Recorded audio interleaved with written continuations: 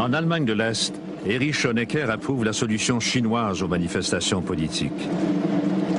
Il refuse de reconnaître que son propre système comporte des failles. Je leur ai dit qu'ils étaient responsables de la situation dans leur propre pays. À vous de décider des réformes nécessaires. Nous avons besoin de la perestroïka. À vous de déterminer si vous en avez besoin. Honecker a rétorqué « Nous avons fait notre perestroïka, nous n'avons rien à restructurer ». Mais en réalité, l'Allemagne de l'Est est en train de pourrir. L'air et l'eau sont empoisonnés par la pollution. L'économie s'effrite. La police d'État réprime toute initiative. En public, c'est l'apathie. En privé, on rêve. Wissen Sie, die meisten in der DDR hatten sich eingerichtet, hatten sich zurückgezogen ins Privat. La plupart des citoyens de la RDA avaient trouvé refuge dans leur vie privée. On allait au travail et on veillait à ce que notre vie privée soit protégée. Puis, on se retirait chez soi, avec ses amis, dans son monde privé. On critiquait la société à la maison, mais seulement en présence de personnes de confiance. Cet été-là, les Allemands de l'Est se ruent vers la Hongrie pour leurs vacances. Il y a une issue de sauvetage pour fuir. La frontière de la Hongrie avec l'Ouest s'affaiblit. À Budapest, les Allemands de l'Est assiègent l'ambassade de l'Allemagne de l'Ouest afin d'obtenir de l'aide pour émigrer. Le chancelier ouest-allemand Helmut Kohl a confiance en Gorbatchev. Kohl prévoit soutenir l'économie hongroise si on permet aux Allemands de l'Est de passer à l'Ouest. Il croit que Gorbatchev ne s'objectera pas à l'entente avec les Hongrois. Die hier stehenden Mitglieder, Bürger der DDR, können nicht in der DDR passieren, das Land verlassen. Les Hongrois acceptent que les Allemands de l'Est traversent la frontière vers l'Ouest. Honecker qualifie les réfugiés de parias. Je crois qu'il ressentait un mélange de colère et de mépris complet pour ces hordes de gens.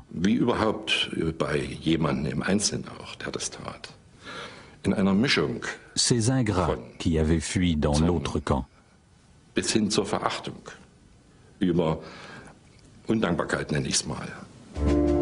Les réfugiés d'Allemagne de l'Est se rendent en Hongrie dans l'espoir de traverser à l'Ouest. Mais l'Allemagne de l'Est interdit le passage vers la Hongrie. Désespérés, les Allemands de l'Est en fuite se tournent vers la Tchécoslovaquie. Ils se rassemblent à l'ambassade de l'Allemagne de l'Ouest, à Prague.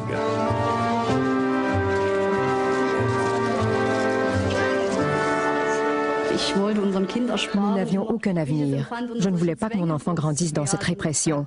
Il n'y avait pas que l'interdiction de voyager, mais toutes sortes de petites choses quotidiennes. Quand l'ambassade est pleine, les réfugiés escaladent les clôtures du jardin. Nous savions qu'il y avait beaucoup de gens qui attendaient à l'intérieur, mais nous n'étions pas sûrs si la police s'y trouvait, ou même si la police de la sécurité d'État, la Stasi, était là. Nous longions la clôture en craignant le pire. Lorsque des gens de l'intérieur de l'ambassade sont venus et nous ont dit « Voulez-vous entrer ?» Nous étions abasourdis et nous avons répondu « Oui ». Ils ont ajouté « Attendez, nous allons chercher une échelle ». Nous avons escaladé la clôture. Au début, c'était bondé de monde, c'était effrayant, des gens partout. Plus en plus de réfugiés s'entassent dans l'ambassade et refusent de partir. Je n'avais aucun avenir en RDA. Je travaillais 70 heures par semaine. Je dormais 30 heures peut-être. Ce n'est pas normal. Il n'y avait pas d'avenir pour moi et ma famille.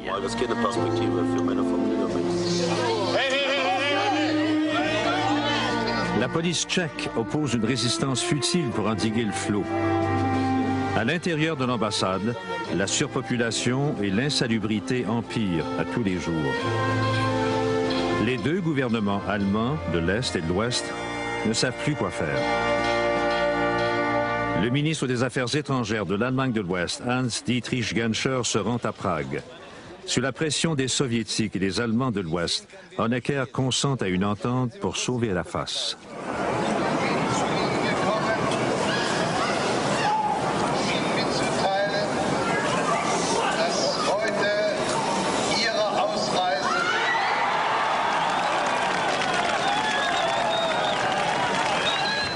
Les réfugiés peuvent se rendre en Allemagne de l'Ouest, mais seulement si leur train traverse d'abord en territoire est-allemand. Honecker pourra alors se vanter de les avoir expulsés et déchus de leur citoyenneté.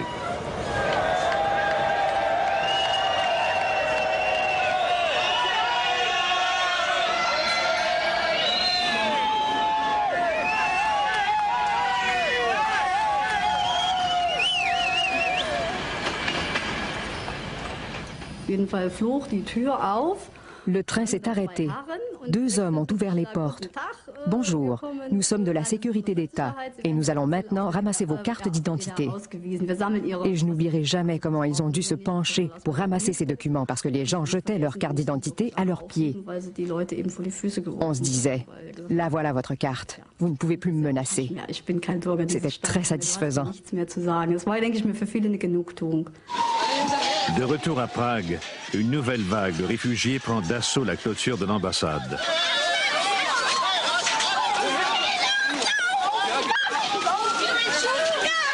Leur dernière chance de se rendre à l'Ouest semble s'estomper. En quelques jours à peine, quelques 5000 personnes s'entassent dans les jardins de l'ambassade.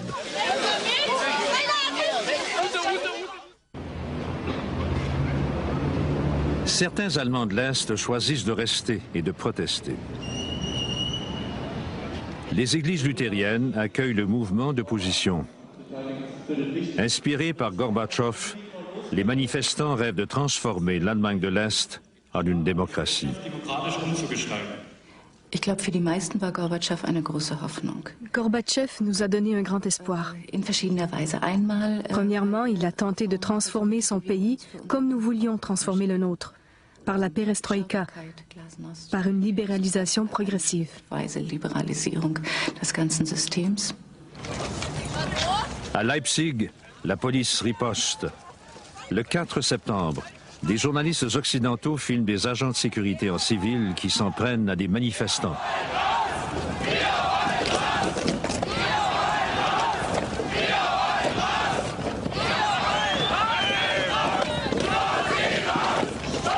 Un nouveau chant de provocation se fait bientôt entendre. Nous restons ici. Nous restons ici, c'était une protestation contre ce que la RDA avait fait, c'est-à-dire de forcer les jeunes à quitter le pays parce qu'ils n'avaient pas d'avenir. Ça a été un tournant décisif et les gens ont dit « nous continuons d'espérer ».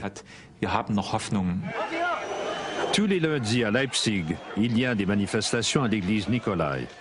Elles se transforment en protestations populaires.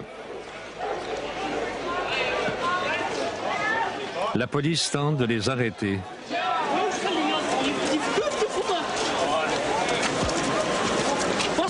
Mais le gouvernement flanche.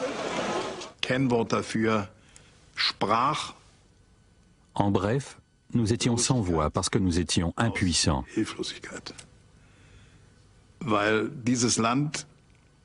Parce que ce pays et ce pouvoir n'avaient jamais fait face auparavant à un conflit aussi ouvert.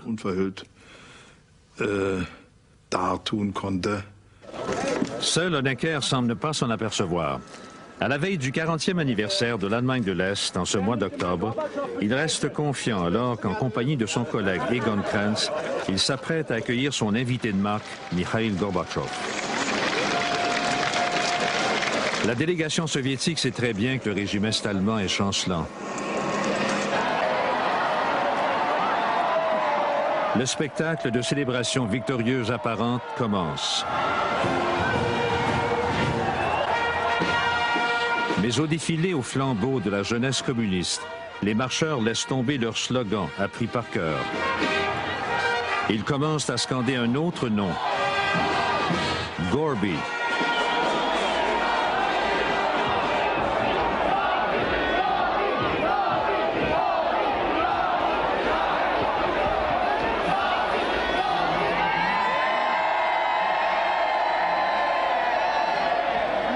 Honecker fait semblant de ne rien entendre.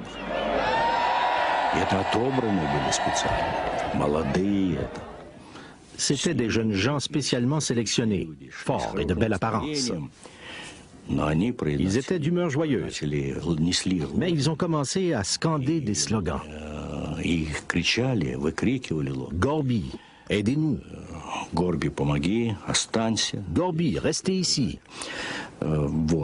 Rakowski, le dirigeant polonais, est venu vers nous et a demandé « Comprenez-vous l'allemand » J'ai répondu « Oui, un petit peu. »« Entendez-vous » J'ai répondu « Oui. » Il a ajouté « C'est la fin. » Et c'était la fin. Le régime était condamné. Lors de rencontres de plus en plus surréalistes, Gorbatchev tente de les amener à voir la situation de manière plus réaliste. Honecker et moi, nous avons passé environ 3 heures à discuter. Il ne comprenait pas pourquoi je voulais le rencontrer. Mais nous avons eu une discussion sérieuse. Je lui ai dit ce que nous faisions, il m'a dit ce qu'il faisait. Il a tout décrit comme une suite de victoires. Mais j'ai dit, celui qui est à la remorque des événements perd.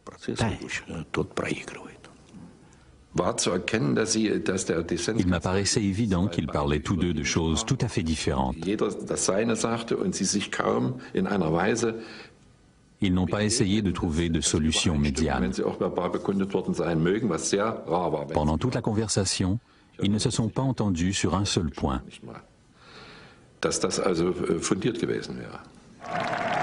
Pendant la réception de clôture des dirigeants, un complot se trame contre Erich Honecker. Un groupe du Politburo est-allemand décide de se débarrasser de lui. Nous ne pouvions plus nous permettre d'hésiter à évincer Honecker. Nous devions agir vite.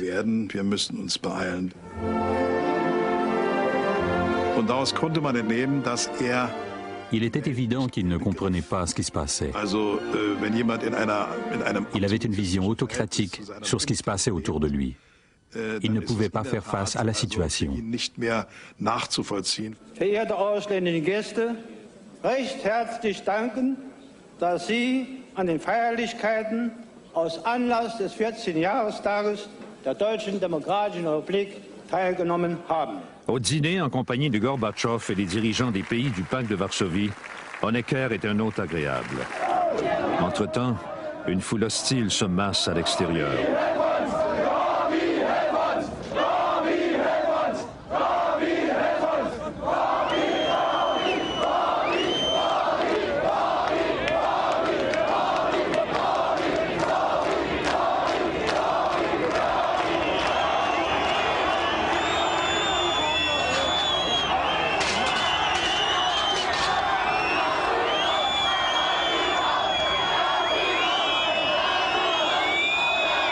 Honecker projette d'écraser la nouvelle opposition.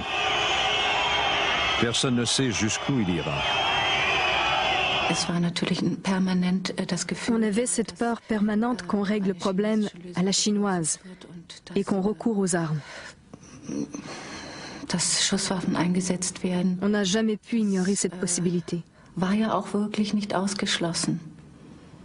On a même pensé parfois que les chars d'assaut soviétiques allaient apparaître. Ce soir-là, les manifestations se poursuivent à Berlin.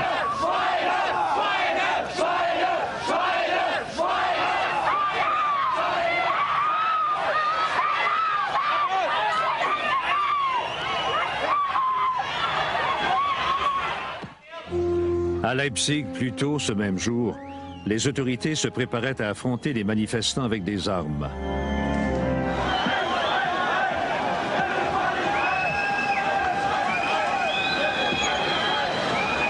Cette nuit-là, la police charge et disperse les manifestants.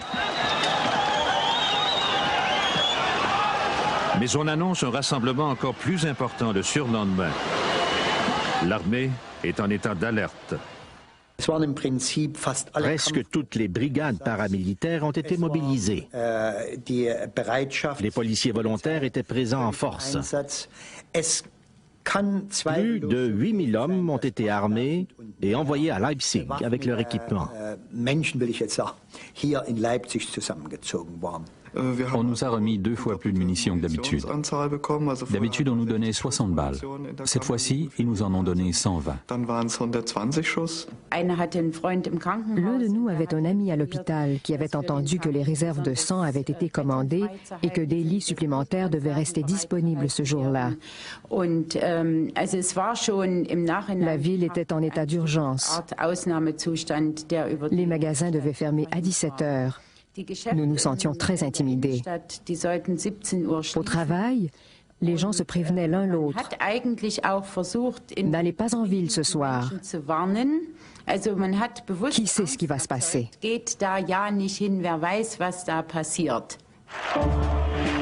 Quand la manifestation de Leipzig éclate, les dirigeants du Parti communiste local réalisent que 70 000 personnes sont déjà dans la rue. Inquiet, l'ambassadeur soviétique téléphone au commandant des forces soviétiques de la région.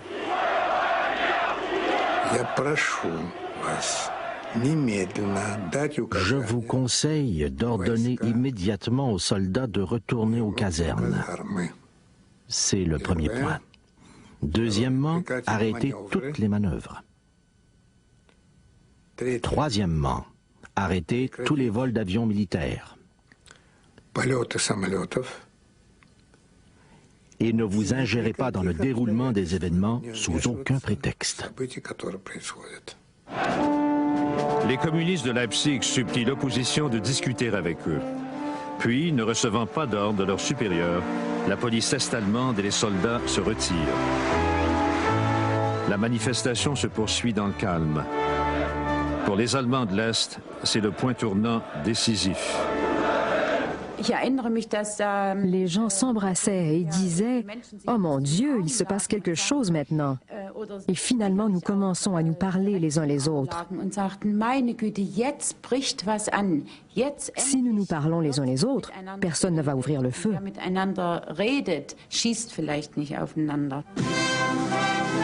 Les Alliés de Necker le désertent. Le 17 octobre, il est déchu du pouvoir par Egon Krenz et tout le Politburo. Il était grand temps qu'il parte. Il nous aurait été impossible de sortir de ce gouffre avec lui au pouvoir, même s'il avait mis toute son autorité au service du changement. Egon Krenz est maintenant au pouvoir. Il promet des réformes démocratiques. Il annonce aux Allemands de l'Est qu'il facilitera les déplacements vers l'Ouest, le problème à l'origine de toute cette crise. Bien sûr que nous sentions une pression énorme, en tout temps. Nous devions agir. Le 1er novembre, Krenz rend visite à Gorbatchev à Moscou.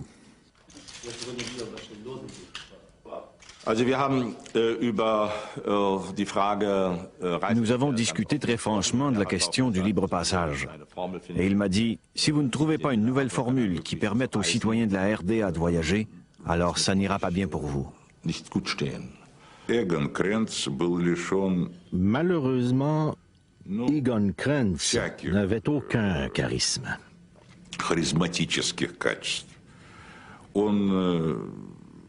Il n'était pas accepté par la population. Il ne plaisait pas aux masses. Il ne trouvait pas les mots pour parler aux gens, parce qu'il ne parlait que le vieux jargon du parti. En 1989, bien des gens, y compris moi, ne cherchaient plus le dialogue. Je me souviens que nous disions « L'heure n'est plus au dialogue, mais à la confrontation ». Krenz offre en vain de nouvelles libertés. Les manifestations populaires s'intensifient et on réclame davantage. À Berlin-Est, le 4 novembre, 1 demi-million de personnes se rassemblent. Le 9 novembre 1989, Günter Schabowski annonce aux journalistes de Berlin que les restrictions sur les déplacements vers l'Ouest vont être levées. Le gouvernement prévoit que le changement va entrer en vigueur le lendemain.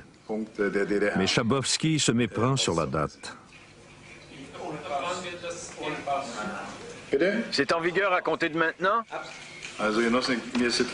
Camarades, on m'a dit que la déclaration a déjà été faite. Vous devriez déjà l'avoir. Selon mes informations, c'est à partir d'aujourd'hui, immédiatement. La nouvelle se répand comme une traînée de poudre dans la ville. Les Berlinois de l'Est se précipitent pour voir si les postes de contrôle du mur s'ouvrent vraiment.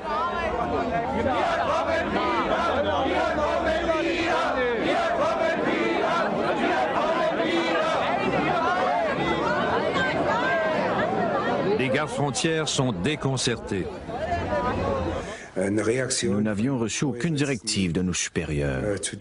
Aucune. Juste d'observer la situation. Nous avons tenté à plusieurs reprises de parler à nos supérieurs, mais personne ne nous a rappelés.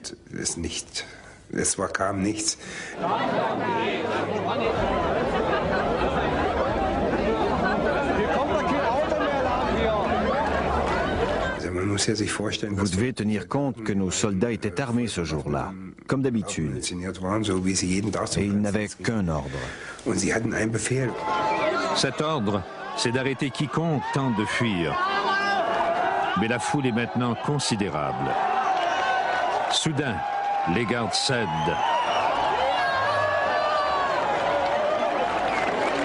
Ils ouvrent les barrières.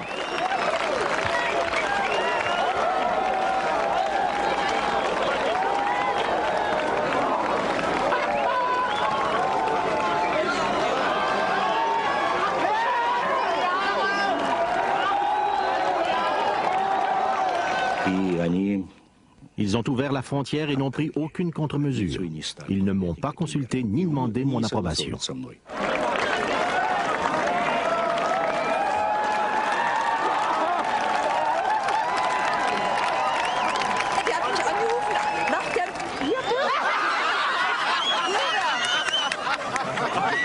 ist ein wunderschöner Tag.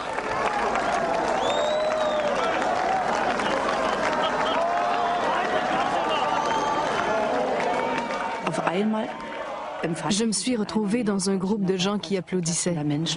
Je n'ai pas compris pourquoi sur le coup. Puis je l'ai réalisé. J'étais vraiment à Berlin-Ouest et les Berlinois de l'Ouest étaient venus à la frontière et ils nous applaudissaient. Tout le monde pleurait et s'embrassait. Même aujourd'hui, quand j'y pense, mon cœur bat. C'était tellement émouvant.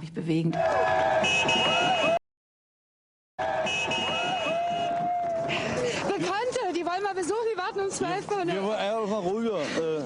Nur mal gucken. Das ist traumhaft. Und dann wieder zurück. Wann? Ne, heute irgendwann. Oder, also besser gesagt, doch heute. Wahnsinn! Wahnsinn! Was ist toll? Das ist toll. 28 Jahre, das ist die Stunde. Super, ich bin sehr glücklich. Les Berlinois de l'Ouest arrivent de l'autre direction.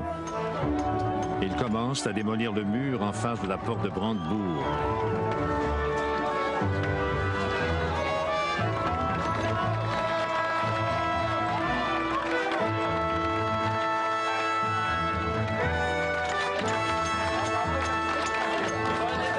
Also die Idee, auf der Mauer herumzuhacken, die kam irgendwie, das war so ein Gemeinschaftsgeist. On a tous eu la même idée. Nous devons maintenant nous débarrasser du mur. Tout le monde avait ses propres raisons. Pour moi, c'était parce que j'avais des parents de l'autre côté qui ne pouvaient pas nous rendre visite.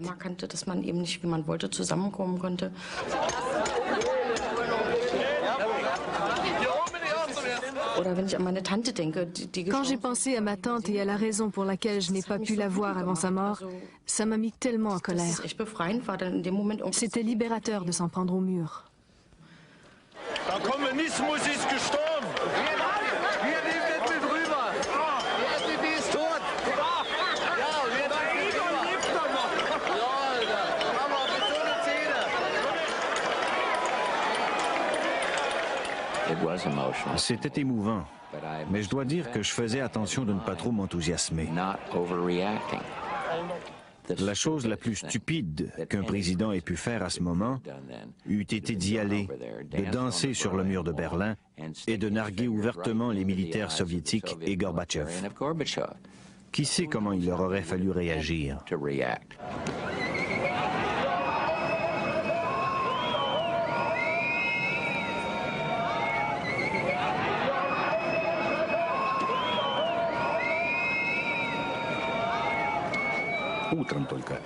Le lendemain matin, on m'a téléphoné. J'ai dit, vous avez pris la bonne décision. Car comment peut-on tirer sur des Allemands qui traversent la frontière pour rencontrer d'autres Allemands de l'autre côté?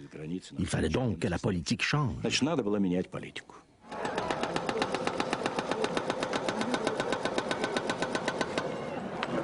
De chaque côté de ce mur, deux mondes armés s'étaient affrontés. Ce jour-là, leur rivalité bascule dans l'histoire. L'Allemagne va être réunifiée, mais la révolution anticommuniste de l'Europe n'est pas encore terminée. Nous avons finalement choisi Malte parce que c'était un port agréable et paisible, un endroit où il ne faisait jamais mauvais et où personne n'aurait le mal de mer.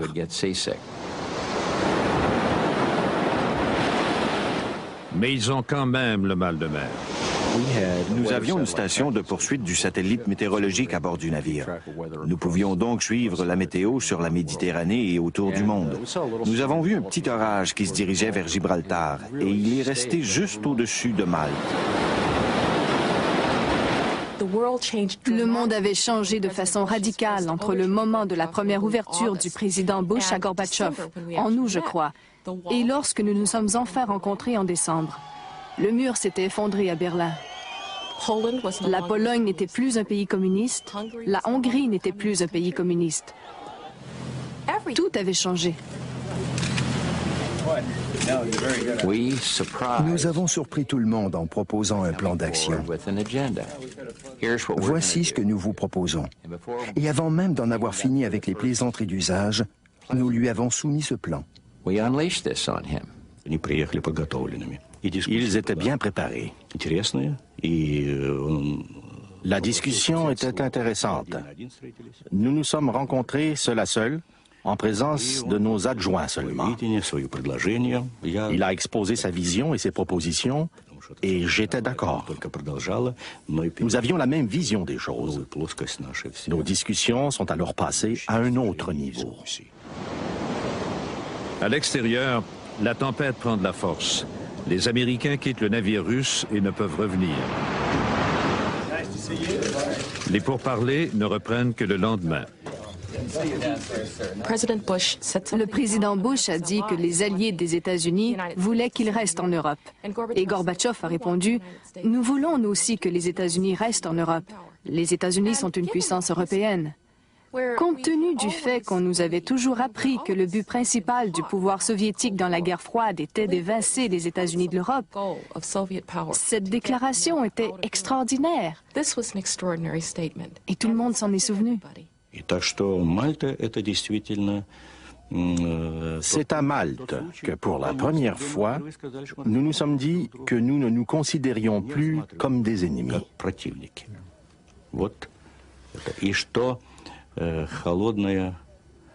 La guerre froide était condamnée. Après Malte, Gorbatchev doit affronter de graves difficultés en URSS. Au-delà de ses frontières, il peut accepter le changement.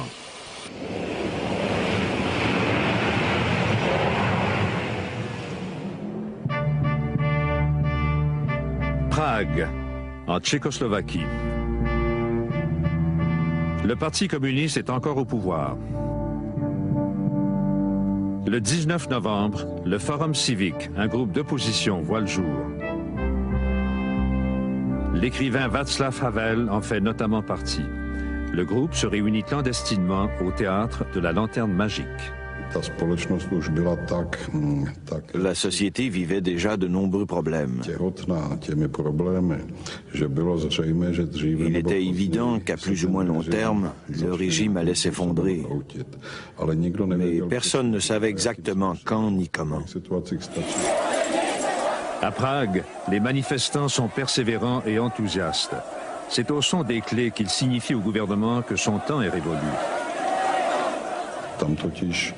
Il régnait une atmosphère de non-violence, de tolérance. Face à cette menace commune, des personnes d'opinion très divergentes ont bien travaillé ensemble. Sekretariátu VKSČ dávají své funkce k dispozici.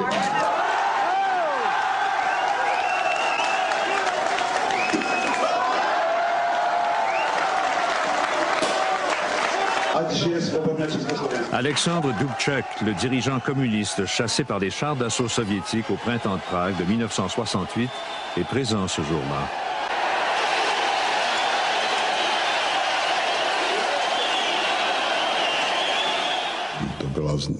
C'était un signe évident que le régime commençait à céder. Il n'a pas cédé facilement, mais c'était une percée importante.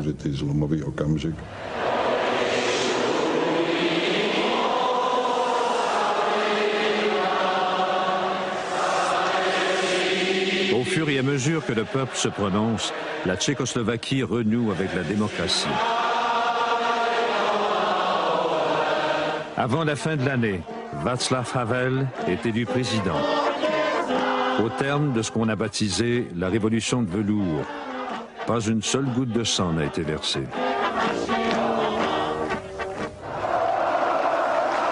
À Bucarest, le 21 décembre, le gouvernement roumain organise un grand rassemblement en faveur de Ceausescu. Ces travailleurs ont été envoyés ici pour l'acclamer.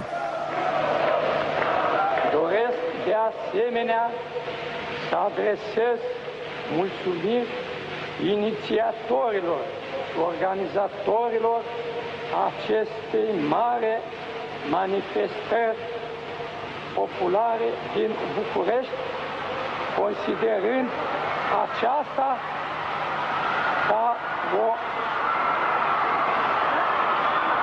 La foule se met à le huer.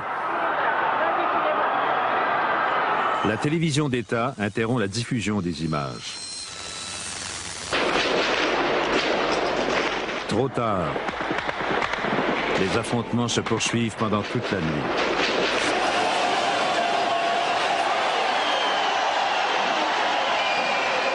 Le lendemain, la foule envahit l'immeuble du comité central et grimpe aux étages. Ceausescu et sa femme s'enfuient en hélicoptère. Un adjoint présidentiel pointe un revolver à la tête du pilote.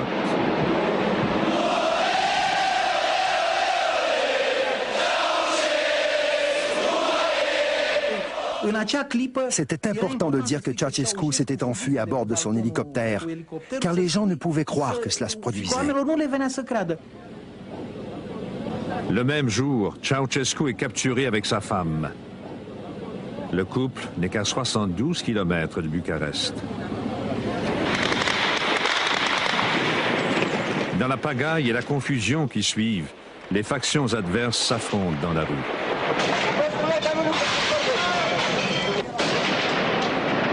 Près de 1000 personnes sont tuées.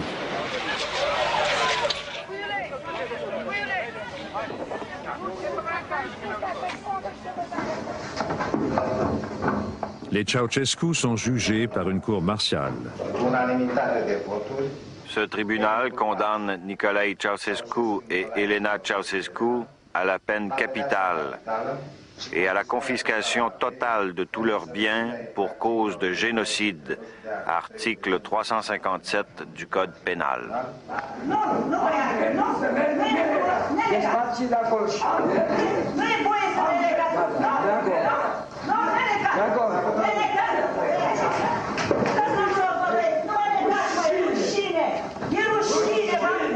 Вас бросали.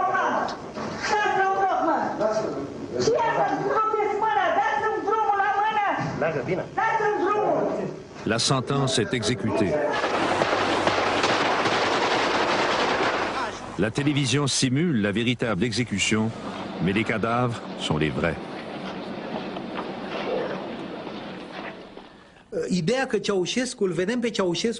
Cela m'a rassuré de savoir que Ceausescu était mort, même si nous sommes des humanistes et que je suis un poète.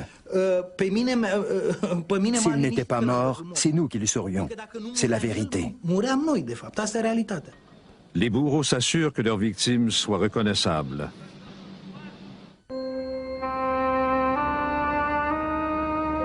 C'est en Union soviétique même que Gorbatchev est confronté à des problèmes insurmontables. Il peut permettre la liberté aux pays satellites, mais peut-il en faire autant pour les républiques soviétiques? Il y a 15 républiques distinctes, et la plupart veulent être indépendantes. Le Parti communiste soviétique est en train de perdre le contrôle. Dans les magasins, les stocks s'épuisent. Nous avons eu raison de choisir la liberté, la démocratie, la glasnost et le pluralisme. Mais nous nous sommes trompés sur un point. Les gens jugeaient l'état du pays par ce qu'ils pouvaient ou ne pouvaient pas acheter dans les marchés et les magasins.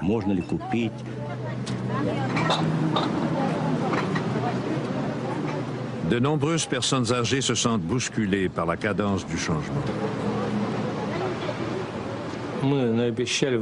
Nous promettions que la situation allait s'améliorer, mais elle empirait sans cesse. Nous aurions dû autoriser le commerce libre, mais Gorbatchev n'a pas osé.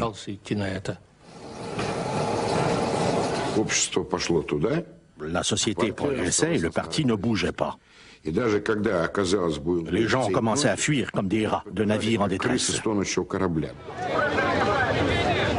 Gorbatchev accorde pour la première fois aux citoyens soviétiques la liberté de manifester.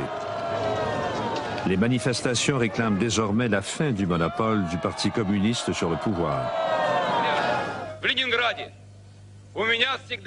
Mais les communistes purs et durs s'opposent aux réformes. Gorbatchev lui-même, un communiste, s'oppose à eux et choisit le pluralisme. Le Parti communiste qui est au pouvoir depuis la révolution d'octobre de 1917 doit partager le pouvoir.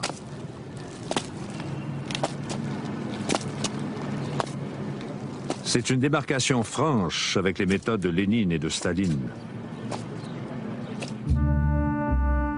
La plupart des 15 républiques de l'Union soviétique, dont la Fédération de la Russie est la plus grande, réagissent au libéralisme de Gorbatchev en exigeant la libération nationale. Dans les États baltes d'Estonie, de Lettonie et de Lituanie annexés par Staline en 1940, on exige l'indépendance totale.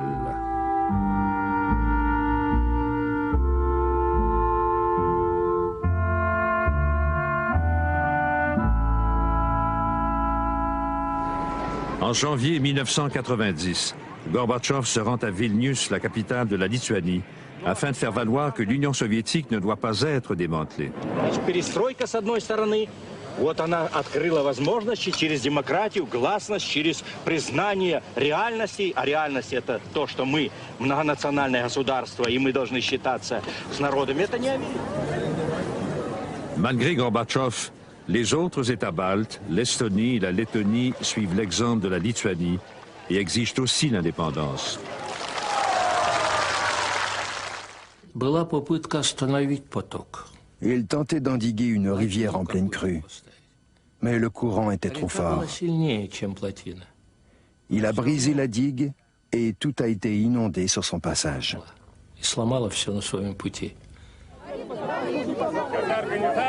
Boris Yeltsin avait été le chef du Parti communiste à Moscou.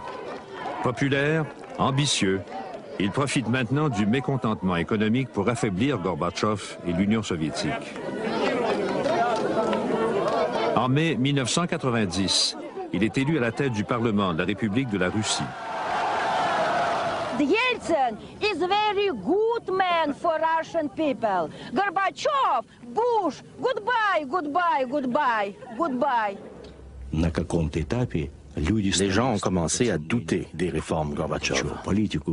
Ils ont commencé à écouter les démagogues qui promettaient de meilleurs lendemains.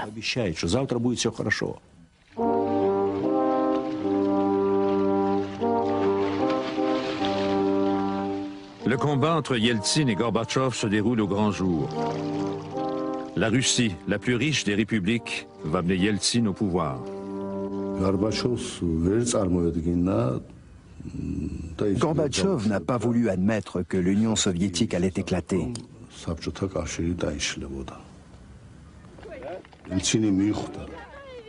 Yeltsin a reconnu que c'était inéluctable.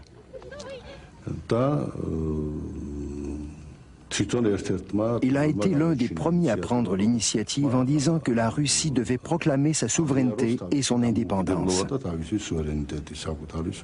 En fait, c'est ainsi qu'il a poussé les autres républiques à l'indépendance. Sur la scène internationale, Gorbatchev demeure l'interlocuteur de l'Ouest.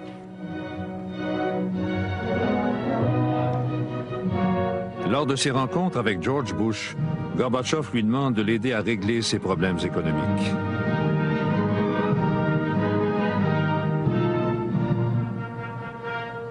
Bush le prévient de ne pas recourir à la violence si les États baltes désirent l'indépendance.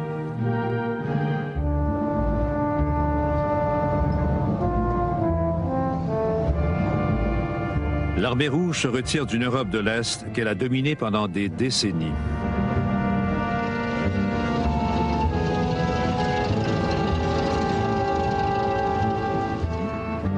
En Allemagne, les soldats laissent derrière eux une question non résolue.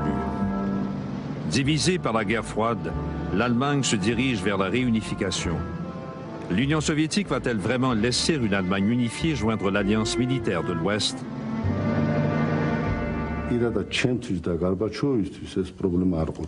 Personnellement, pour Gorbatchev et moi, ce n'était pas un problème. Mais c'était un problème pour la société soviétique qui avait connu la terrible guerre avec l'Allemagne fasciste et pleuré la mort de 20 à 30 millions de personnes. Ils ont fini par ne plus avoir d'alternative. S'ils croyaient vraiment ce qu'ils disaient, soit de ne pas utiliser la force pour assurer l'unité de l'Empire, cela voulait dire qu'un pays devait être libre de choisir ses propres alliés. Le chancelier ouest-allemand Helmut Kohl entreprend de limiter la force militaire allemande, de payer les coûts de réinstallation de l'armée rouge et de ne pas déployer d'armes nucléaires en Allemagne de l'Est. Kohl est ravi. Gorbatchev accepte que l'Allemagne unifiée fasse partie de l'OTAN.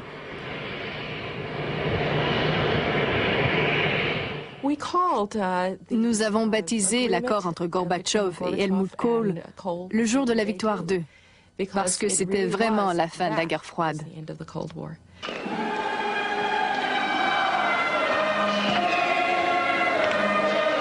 L'Allemagne divisée, qui a été l'enjeu même de la guerre froide, est maintenant réunifiée. Le 2 août 1990, l'Irak envahit le Koweït. L'Irak est un allié des Soviétiques. En dépit des liens entre Irakiens et Soviétiques, le secrétaire d'État américain James Baker réussit à persuader Eduard Shevardnadze d'émettre une condamnation conjointe de l'invasion.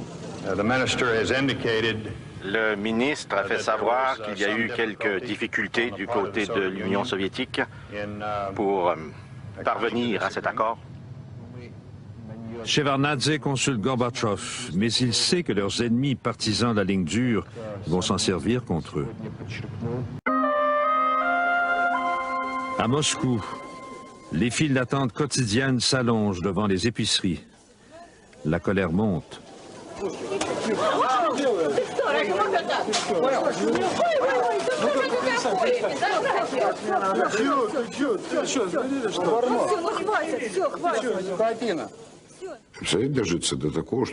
Qui aurait imaginé que nous verrions le jour où il nous faudrait des tickets de rationnement pour acheter des chaussettes? Il n'y avait même pas de chaussettes. Il n'y avait rien sur les étagères sauf des conserves de poissons périmées. Voilà le résultat de la perestroïka. Quand Boris Nikolaïevitch Eltsine a proposé une nouvelle avenue, bien sûr que les gens l'ont appuyé.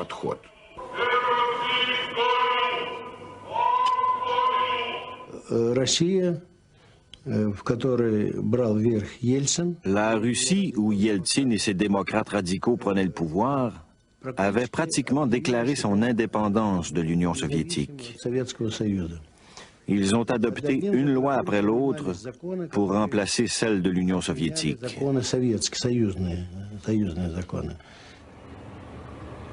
Cet hiver-là, Gorbatchev subit les pressions des deux camps, des partisans de la réforme et de ceux qui s'y opposent. En décembre, Édouard Shevardnadze démissionne. En présence d'un Gorbatchev au visage impassible, il prédit un coup d'État de la ligne dure. Наступает диктатура, заявляет со всей ответственностью. Никто не знает, какая это будет диктатура и кто придет. Gorbatchev a viré de bord. Il resserre la sécurité et nomme des partisans de la ligne dure au gouvernement. Il fait de Gennady Yanayev son assistant. Yanayev déclare « Je suis un communiste dans l'âme ». Vilnius, en Lituanie. Les 11 et 12 janvier 1991, les troupes d'élite soviétique entrent dans la capitale pour reprendre les bâtiments publics pour le compte de l'État soviétique.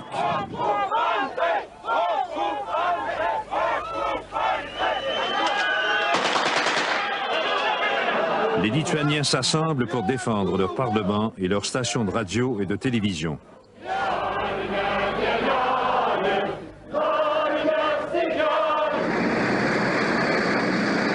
À l'aube du 13 janvier, les chars d'assaut soviétiques attaquent.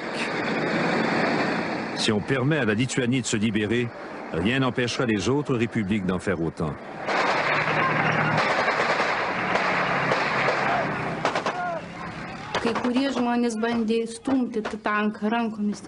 Certains ont tenté de repousser les chars d'assaut à main nue.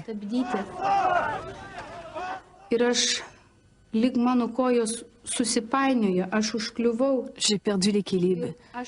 J'ai trébuché et je suis tombée sur le dos.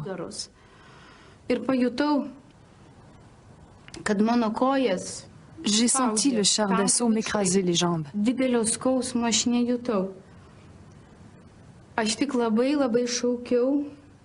Je n'ai pas senti une grande douleur, mais j'ai hurlé de toutes mes forces. Maman. Loretta n'a pas perdu sa jambe. Au cours de l'affrontement, il y a des centaines de blessés.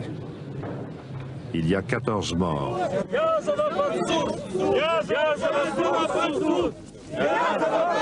À Moscou, des milliers de Russes défilent pour protester contre les représailles.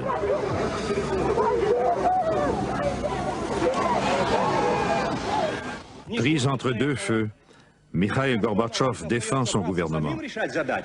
Мы же не можем допустить так. Ни центр, ни республики не можем стать на такую, чтобы не видеть это, что если ситуация такая возникает, там трудно предсказать, что может произойти. La fête de l'armée 1991. On peut lire sur les bannières une armée forte, une union forte et non au capitalisme en Union soviétique. On revient aux bonnes vieilles méthodes.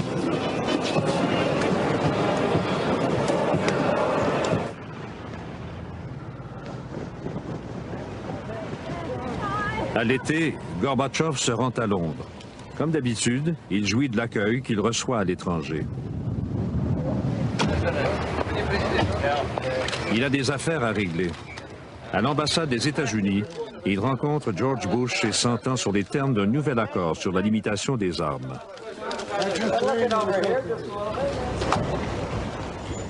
Mais l'économie soviétique a besoin d'une aide financière urgente. Gorbatchev demande aux principaux pays capitalistes de lui consentir d'importants prêts. En cherchant à mettre fin à la guerre froide, il fait une faveur à tous ces pays. Or, malgré les sourires et les poignées de main, il lui tourne le dos.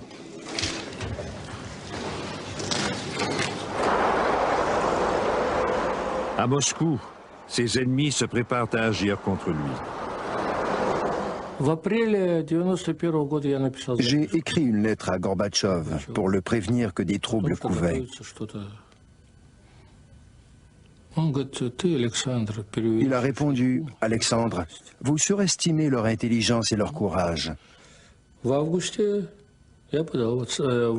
juillet, j'ai démissionné. J'ai dit, « Quelque chose se trame, je le sens. » Il m'a ignoré et il est parti en vacances. Gorbatchev rédige un nouveau traité de l'Union fondé sur des liens plus souples entre le centre soviétique et les républiques.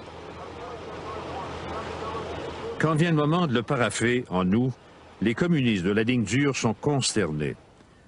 Boris Pougou, Dimitri Yazov, Gennady Yanayev, Vladimir Khrushchev. Quand j'ai pris connaissance du texte le 15 août, j'ai été renversé par le fait qu'il ne nous restait plus que 4 jours avant la fin de l'Union soviétique. Le 18 août, une délégation arrive en Crimée où Gorbatchev est en vacances. Ils exigent qu'il déclare l'état d'urgence et qu'il cède le pouvoir. Il refuse et on l'assigne à domicile. Le 19 août, Moscou s'éveille au son des chars d'assaut et la nouvelle se répand que Gorbatchev est malade. Un comité d'urgence vient de prendre le pouvoir.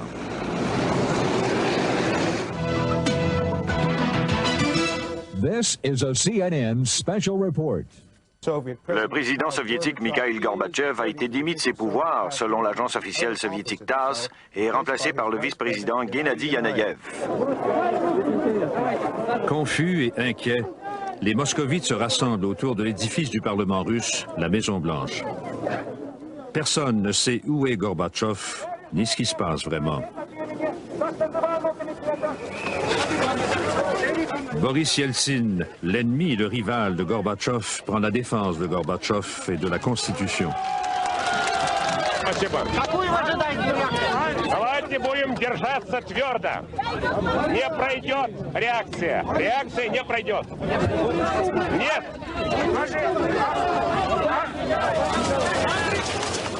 Yeltsin pénètre dans le Parlement et il se prépare à résister.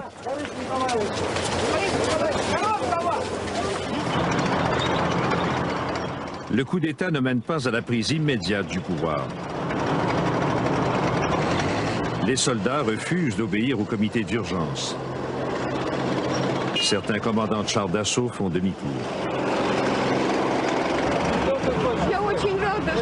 Je suis très contente que nos soldats aient fait ça. J'espère qu'ils ne vont pas obéir aux ordres de leur commandant. La population inquiète se rassemble pendant la journée. Le soir du 19 août, les conspirateurs nerveux tiennent un point de presse télévisé. Советский народ был информирован о создании комитета по чрезвычайному положению. Ils avaient peur, leurs mains tremblaient. Il était évident qu'ils ne savaient pas quoi faire. J'avais peur moi aussi, car si jamais ils devaient prendre le pouvoir, qu'est-ce qui allait arriver?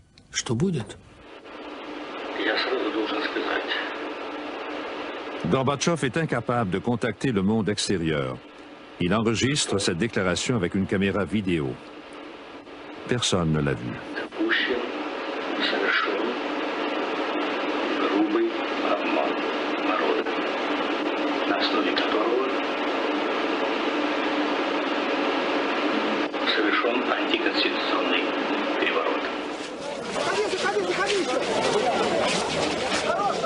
Le soir venu, on commence à craindre que le comité d'urgence, de plus en plus désespéré, n'ordonne une attaque contre la Maison-Blanche et ses défenseurs.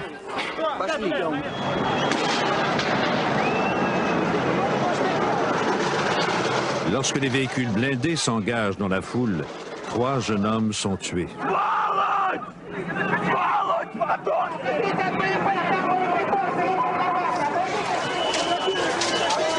À 3 heures du matin, Khrouchtchev appelle Yeltsin à la Maison-Blanche et reconnaît sa défaite. Nous n'étions pas assoiffés de sang. Nous n'étions pas prêts à nous accrocher au pouvoir à tout prix.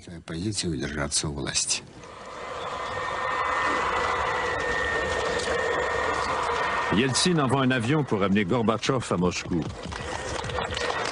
Il arrive tôt le matin du 22 août.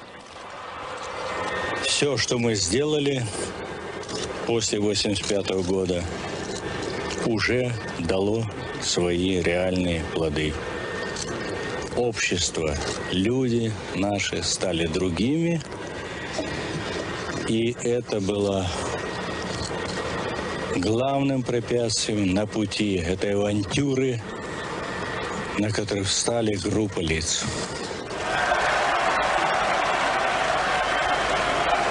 Les changements sont beaucoup plus importants que Gorbatchev ne soupçonne. Yeltsin est le vainqueur. Il est désormais au pouvoir. Сегодня принял решение объявить государственным флагом России трехцветный флаг.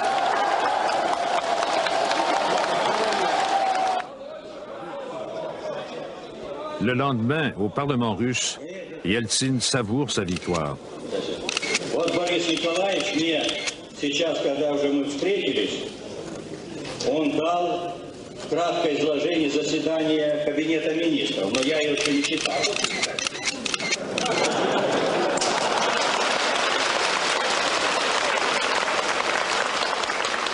Humilié par Yeltsin, Gorbatchev démissionne de son poste de secrétaire général lorsqu'il réalise enfin que le rôle du Parti communiste de l'Union soviétique est terminé. Tandis que se poursuivent les discussions sur l'Union, Gorbatchev, toujours président de l'URSS, est isolé.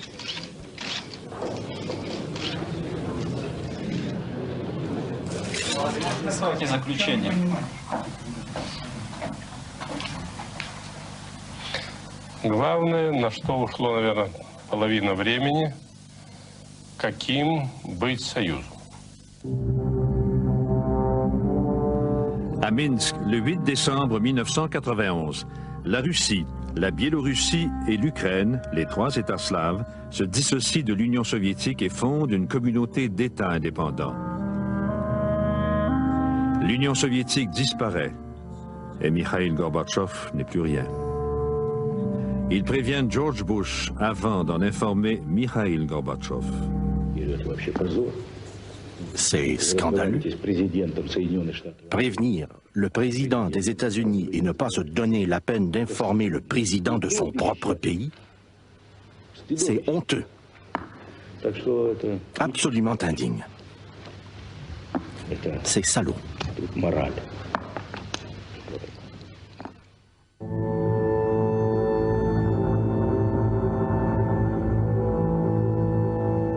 Pendant 45 ans, le monde a vécu dans la crainte d'une apocalypse nucléaire.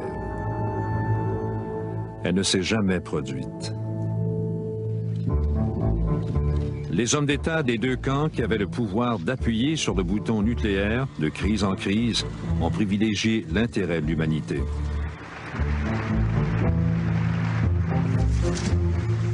La dissuasion nucléaire a maintenu la paix.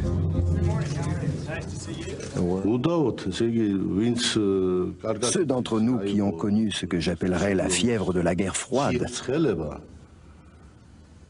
cet état d'alerte permanent devant la perspective d'une guerre nucléaire, respirent beaucoup mieux aujourd'hui. Nous sommes dorénavant délestés de ce lourd fardeau.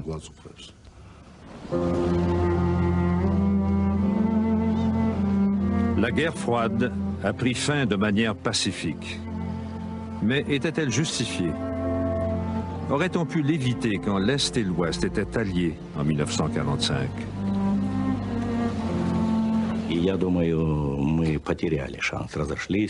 Nous avons raté notre chance parce qu'il y avait tellement de méfiance dans les deux camps. L'Ouest a exagéré la force de l'Union soviétique. Il nous aurait été impossible d'envahir l'Europe. Nous étions un pays dévasté. Nous avions perdu des millions de gens. Il m'est impossible d'imaginer quand et comment nous aurions pu nous entendre avec l'oncle Joseph Staline. Selon moi, nous n'aurions pu régler plus tôt ou d'une façon différente nos problèmes avec la Russie. Des millions de personnes qui auraient pu périr lors d'un conflit nucléaire ont survécu et prospéré. Mais cela a entraîné des coûts sur les plans humains et matériels. Et il a fallu en payer le prix. La fabrication et les tests d'armes nucléaires ont laissé une empreinte ineffaçable. L'héritage de la guerre froide signifie en réalité qu'elle se poursuit encore. Elle continue parce que l'air, l'eau et le sol sont pollués. Il est très coûteux et difficile de venir à bout de cet héritage. C'est vraiment une bombe à retardement.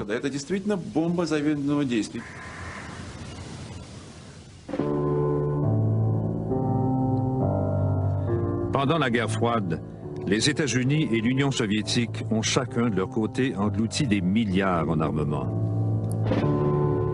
Les États-Unis, qui avaient un bon crédit, ont pu se le permettre. L'Union soviétique, elle, n'en avait pas les moyens.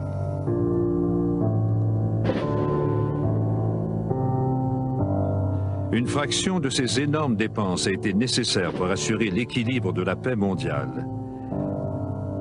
Mais il y a eu du gaspillage.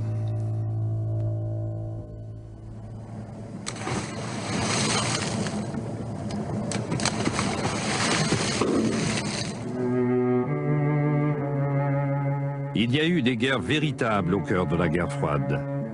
Il a fallu en payer le prix. En Corée, des millions de personnes ont été tuées. Et des millions d'autres au Vietnam, des soldats et des civils.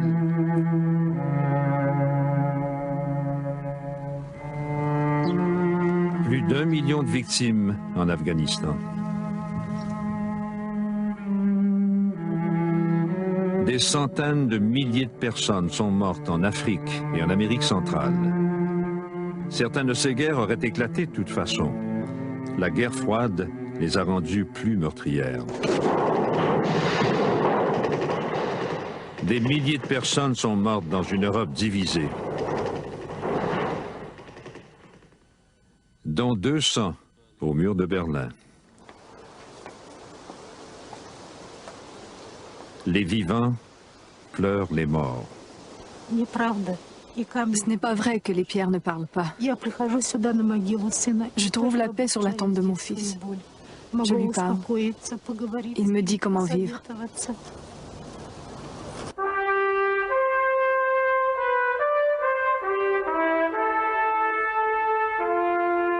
La guerre froide a été un conflit d'idéologie. Et le grand perdant de la guerre froide est le marxisme-léninisme.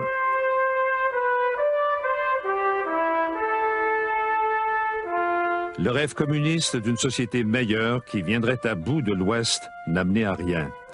Mais pas pour Fidel Castro. Pourquoi devrait-on croire que l'idéal du socialisme, qui est si généreux et qui se fonde sur la solidarité et la fraternité, va disparaître un jour pour laisser prévaloir l'égoïsme, l'individualisme, les ambitions personnelles? Cela ne sauvera pas le monde. J'en ai la conviction absolue. Le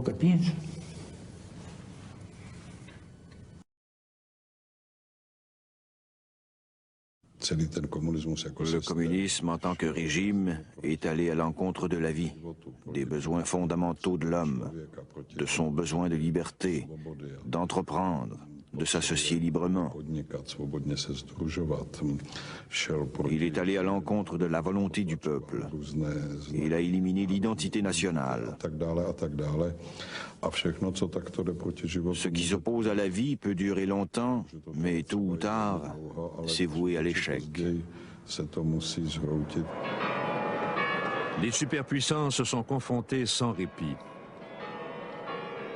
Ne pouvant plus soutenir une pression devenue intolérable, l'un des deux camps s'est retiré.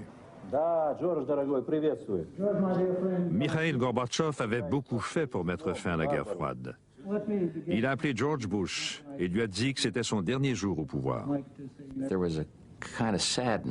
C'était plutôt triste. La finalité de tout cela m'a touché durement. C'était Noël, le temps des fêtes, et je sentais qu'un ami était blessé. Et cela ne me réjouissait pas. Cette nuit-là, on amène le drapeau rouge de l'Union soviétique pour la dernière fois.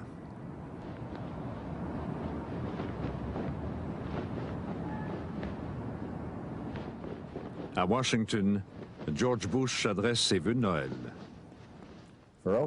Pendant plus de 40 ans, les États-Unis ont dirigé l'Ouest dans la lutte contre le communisme et la menace contre nos valeurs les plus précieuses.